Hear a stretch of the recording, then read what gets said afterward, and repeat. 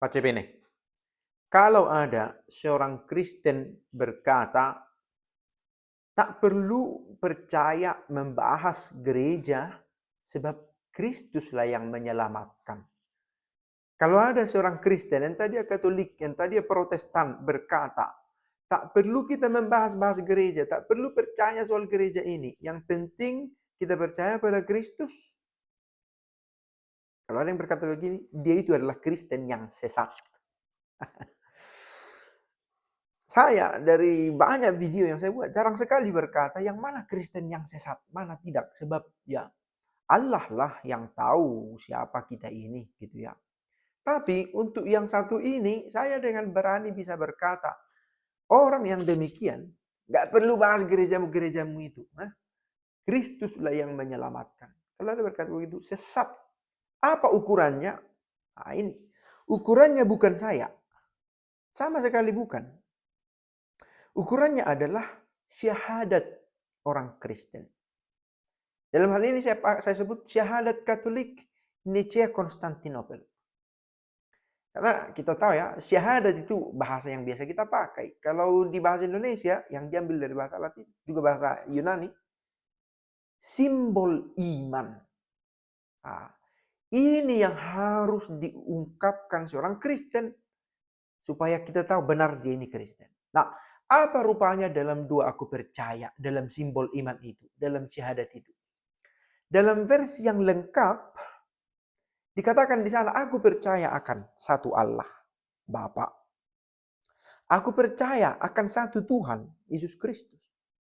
Aku percaya akan Roh Kudus. Aku percaya akan gereja yang satu, kudus, katolik, dan apostolik. Yang ini nggak bisa hilang. Ini harus ada dalam kepercayaan seseorang yang menyebut dirinya Kristen. Apalagi kalau di gerejanya dipakai dua aku percaya ini.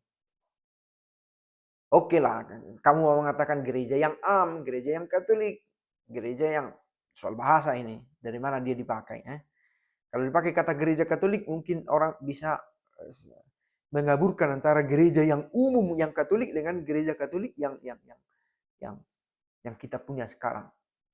Terlepas dari itu, kamu harus percaya pada gereja. Jangan berkata, oh aku kan bisa jalan sendiri, aku mengenal Yesus. Enggak. Karena kalau kamu menyebut diri Kristen, kamu mengakui simbol imanmu itu. Kalau kamu Kristen, apa simbol imanmu? Aku percaya, itu simbolnya, itu tandanya. Simbol itu lebih dalam dari tanda sebenarnya. Bagi orang-orang yang mempelajari filsafat bahasa macam ini, bisa paham itu ya. Simbol dan tanda. Bukan hanya sekedar tanda, yang kamu katakan itu adalah bagian dari dirimu juga. Bukan hanya, kalau tanda itu hanya sekedar menjadi pengingat, oh ada sesuatu yang mau ditunjukkannya yang lain. Tidak.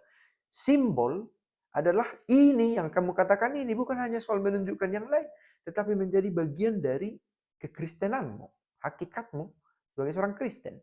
Kamu katakan ini, aku percaya akan satu Allah, Bapa yang Maha Kuasa, pencipta langit dan bumi, yang kelihatan dan yang tak kelihatan. Aku percaya akan satu Tuhan Yesus Kristus, putranya yang tunggal Tuhan kita, yang dilahirkan, bukan diciptakan, sebelum segala abad, yang dengan perantaraannya semua hal tercipta. Dan untuk keselamatan kita dan untuk manusia, ia rela untuk menanggung sengsara, wafat, dan bangkit, yang dikandung dari Roh Kudus dalam rahim Santa Perawan Maria di awalnya, lalu mengalami sengsara, wafat, dan bangkit. Dan dari situ yang duduk di sebelah kanan Allah Bapa yang Maha Kuasa, dari situ yang akan datang mengadili orang hidup dan mati. Aku percaya akan Roh Kudus yang datang dari Bapa dan Putra, yang bersama dengan Bapa dan Putra kita tahu sebagai Allah Tritunggal. Dan aku percaya akan gereja yang kudus, yang satu, yang Katolik, yang apostolik. Persekutuan para kudus, persekutuan para kudus. Jadi gereja itu bukan hanya kita yang ngomong-ngomong ini, bukan yang omong-omong ini, tetapi ikut juga persekutuan para kudus. Orang-orang yang diampuni dosanya. yang mungkin telah jatuh ke dalam dosa, tetapi diterima lagi di dalam gereja. Dan kehidupan kekal, ini juga bagian yang memiliki hidup kekal. Siapa itu? Orang beriman. Yang meski telah mati di dunia ini, bagian dari gereja juga. Maka, kalau ada yang berkata, aku percaya pada Yesus, tapi tidak percaya pada gereja, sesat. Karena dia mengkhianati simbol imannya. Kita hanya mencoba mempertemukan simbol iman ini dengan kenyataan di lapangan. Karena kenyataan di lapangan ada orang menolak gereja. Gitu ya. Nah, pertanyaannya, gereja yang mana yang ditolak? Nah, ini. Kalau kamu merasa, oh aku bisa kok sendiri dalam hidup ini, sendiri ku tinggalkan semua itu karena Yesus saja cukup bagiku. Enggak.